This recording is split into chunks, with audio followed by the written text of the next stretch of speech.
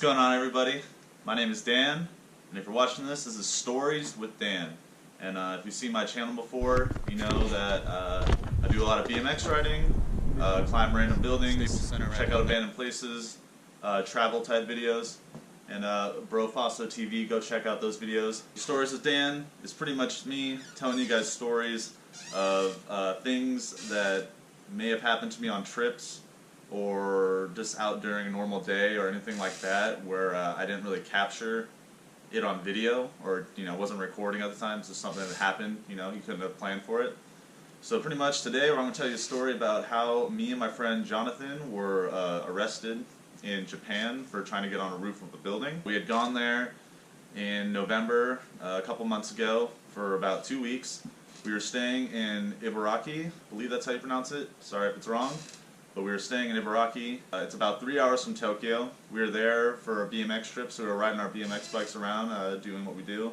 A few days into the trip, we went over to Tokyo. We drove there, it was about 3 hours, and we had stayed the night and woke up the next day, rode around a little more in Tokyo, driven into Shibuya, which is the main downtown Tokyo district. It's pretty famous for most tourists to go check out. And so once we were there, we're checking out the city, we're walking around. Everything's really cool. They have a Tower of Records there still, which is crazy because those are not in the States anywhere. So yeah, we're just walking around and we decided, we want to try to get on the Tower of Records building. There's this big yellow neon sign on the top, says Tower of Records. We'd like, oh, it'd be so sick to get a photo. And we had got on roofs before, so if you go check out our other videos, you can see stuff like that. First attempt, we went into the side of the building, into the actual store. We kind of just worked our way into stairwells, up elevators. We ended up in there's an art gallery at the very top of this building. And eventually the stairwells that we usually take weren't working as a way to get up to the roof. And so we were trying a bunch of different methods. There were some escalators that brought you to different levels of the Tower Records with different music and stuff like that. And some of them were shut off and blocked off, and we tried going past those. Don't ever do that, it's not legal. We were definitely running a risk, and that's why I'm telling you the story of how we were arrested. From there, some of the escalators didn't really go anywhere. They went into cubicle office spaces, and there's actual people there. So I didn't risk kind of venturing further in, because I'm going to stand out like a sore thumb there. Being an American, blonde hair and stuff, it's not typical. You just look like a tourist, you can't help it. We were with 3 other friends, 2 of the kids who actually are from Japan, who we were staying with, and they were charging their phones at the moment, along with our friend Mike.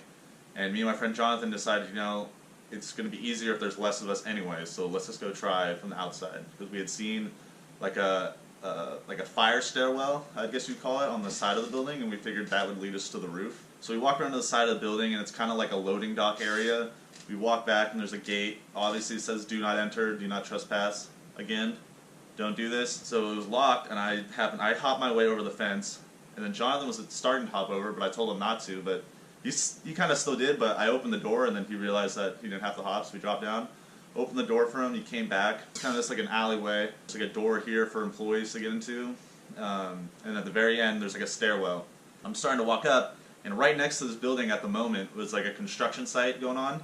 And there's this little makeshift locker room set up for the workers. So there's a blue tarp, and then just some, just set down lockers, not permanently installed. And there's a guy kind of undressing, kind of in the locker, and I kind of look at him, and he's like a worker, he's there, and I kind of just quickly ran past, and I feel like I didn't do a good job running past, trying to stay hidden. I could have waited a little longer, but might have seen us just at the bottom, and then it would have been all over. So I run past, Jonathan comes up behind me a little slower, not really knowing that guy was there. So I have a feeling that guy saw us, and that's important for the future part of the story, obviously. So we get up all the way to the top of the stairs, and it goes nowhere. It just goes to a door that has no handles on it. So we're up there, we take a few photos, kind of look around. There's train tracks right here, and I'm kind of I was already over it. I was trying to leave, but we kept trying to take photos, and then I don't know, it was just, we kind of just stalled a lot longer than we needed to. And as we started to walk down the first set, right in front of me, right in front of both of us actually, is just 2 dudes. There's one dude who looked like the worker guy, kind of in just mechanics clothes, but a pale blue, more like a jean. And he had a hard hat and a walkie-talkie, a little badge, all that kind of stuff. Then there's a straight jumpsuit guy. He's got the suspenders. He's got the little hard helmet on, and he's straight security guard for the building. He had a metal baton in his hand, And he's standing there, and they're holding us there, and we're trying to explain that we weren't doing anything wrong. We were just trying to check it out. You know, didn't mean any disrespect, but obviously there's a big language barrier between English and Japanese, so nothing was really getting across, and we tried to type it on our phones, but they didn't want to hear anything from us. They were pretty much just like, you guys fucked up, you're in trouble, we're calling the cops. They're on the phone. We tried to walk past them, and they wouldn't let us walk past. The dude literally hit his baton on the stairwell, the metal staircasing that we're on, and was just screaming at us in Japanese, and honestly is the scariest language I've ever been yelled at in. I've been yelled at in, I think, Dutch and Italian, and that's still Japanese was freaking crazy. We pretty much were stuck there, and then eventually they're like, alright, let's go. And they started walking down the stairs, staying in front of us. We couldn't pass them still. I look back at my friend Jonathan, I'm like, Jonathan, kind of giving him a look like, yo, when we have the opportunity, we have to run because I don't know what's happening, and we don't need to be dealing with getting in trouble in a foreign country. And this is Jonathan's first time out of the country as well. As we start walking down, I'm looking around like, oh, where can we go, where can we go? Hopefully, I was hoping once we got to the bottom, we'd go out that gate and kind of go out toward the front of the building, and like the cops, or I'm guessing, were going to show up there.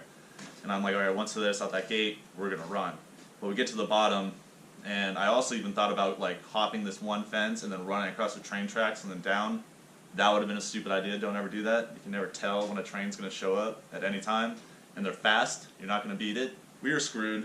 As soon as we got to the bottom with the two guys, there was literally like 15 or 14 cops like walking up to the door that we had walked through, and we knew we can't go anywhere. Turned in, it was back and forth for a long time. No communication, like the translation, and they just couldn't understand us. And eventually, a dude showed up who spoke English, and we were able to explain our situation a little better. I kind of messed up, but I didn't mess up at the same time, because I kind of just went and told the truth right away that I had hopped the fence, let him in, and they had split us up like they always do. And Jonathan, I guess, had said that like, oh, the gate was just open, which I should have said too. Would have been a little smarter. And at one point, they sent like a group of like 10 dudes up to the top where we were, and they all came back down. And a guy who showed up who could translate a little better, and we kind of explained. And since they found out we weren't doing graffiti or anything, which I guess is the biggest problem with foreigners coming and going on the roofs, is just people doing graffiti, which we weren't doing. So they were fine with that. They knew we weren't doing anything bad besides kind of like hopping the fence. After talking to them for a little bit, they needed to see our passports to see that we could be there, but we didn't bring our passports with us. What you're always supposed to do is carry your passport, but I've been stopped in other countries and not had my passport on me and just showed them like my driver's license from California. Usually it's enough for them to be like, okay, well, we know kind of who this person is. He's obviously touristing. I just don't bring it with me because I don't want to get stolen, pickpocketed, or lose it, because then I can't get out of the country and I have to, deal with replacing it. That's why, and I kind of try to explain that to them, but they're like, no, you really need to have it, but our passports are 3 hours away in Liberaki. We have no way of getting them at the moment, and pretty much we're trying to keep our friends out of it for who are locals for as long as we could, but at one point I knew like calling them would just be a better way to like get this settled. So we called them, and they're still in the Tower Records, so it was like a 10-second walk from the walk around to the side of the building we were at. Our friend Mike happened to capture a lot of stuff on video of us like getting arrested and put in the cars, so I'll try to include that in right now if you want to watch that as I talk. And yeah, so we were pretty much dealing with the cops, and due to us not having our passports, we had to go down to the police station. And once we were there, so we get in the cars, we drive there. We were there, they put us in separate questioning rooms, just like the movies, a little white room. And there was one dude watching me, and all our stuff is taken away from us. No phones, no nothing. And pretty much after a few minutes, I had to just fill out some information, I believe, and stuff like that. I was able to find a picture of my passport on my phone in my email, which was perfect. And I showed them, but they still said, oh, we don't know if that's, we don't know if that's fake or real or not, which is kind of ridiculous, but, it's how it is. It's just the law, and they're just following it. Our friends had to drive back to Liberaki to get our passports, and we had to wait in the station for about 5 hours. Eventually, they did bring Jonathan into my room, into like the waiting room that I was in, or like the questioning room, and so we could sit together so we wouldn't be bored. A couple of us as well couldn't be on our phones. We couldn't do anything. We just had to sit there. And we talked to him for a while, and had a good discussion to hear about this and that. They let us go to food from the vending machine, drinks and stuff like that while we waited. And eventually, our friends showed up, and we were released from Japanese police station, questioning room, prison, whatever. We weren't fully arrested, but it was pretty much about as close as you could get without getting fully in trouble. While we were there for the 5 hours, I did have to write an apology to the chief of police as part of our punishment, I guess, and just to apologize for breaking the law and what we did. We both had to sign it, and then the guy had to translate it into Japanese for us underneath all of our writing. Pretty crazy experience. It sucked. If you don't know this about Japan, you have to pay to go on the freeways. So our friends, from there, back, and there again, it was almost about like $200 US freeway charges. And so me and our friend Jonathan, you know, once we got home, we both paid about $100 each just to split the cost. That was what we got for trying to get on a roof in Japan. We had to deal with 5 hours in a police station, and we had to pay about $100 each. So if you want, you can go try to get on roofs in Japan. There were some we got on that we were successful, that we didn't get caught, but there's always a chance of getting caught, and it can always be way worse than what we went through. So yeah, this is Stories with Dan. Thank you for watching. I'm going to try to do a couple more of these. I have some other kind of crazy stories, maybe. But yeah, if you like this, let me know. Comment, like, and subscribe. And if you want to see another thing from Japan, go check out my most recent BMX edit, Passporting Japan. And yeah, thanks for watching. Later. We just spent 5 hours in a Japanese prison. In Japanese police station, 5 hours. Yo, fuck 12.